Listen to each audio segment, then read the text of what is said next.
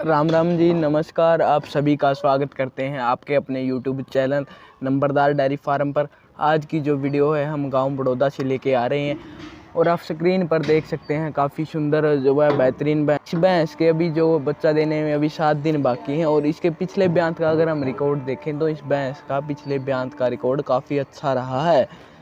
इस भैंस ने पिछले ब्यांत में 18 किलो 800 किलोग्राम का एनडीडीबी में रिकॉर्डेड है और इस भैंस का ये 5वां ब्यांत है। अगर आपको ये भैंस पसंद है तो नीचे दिए गए नंबर पर आप कांटेक्ट कर सकते हैं मिस्टर राजेंद्र चहल। और आप फार्म पर अगर आप विजिट करना चाहते हैं तो आप फार्म पर भी विजिट कर सकते हैं, नंबरदार डेयरी फार्म बड़ौदा।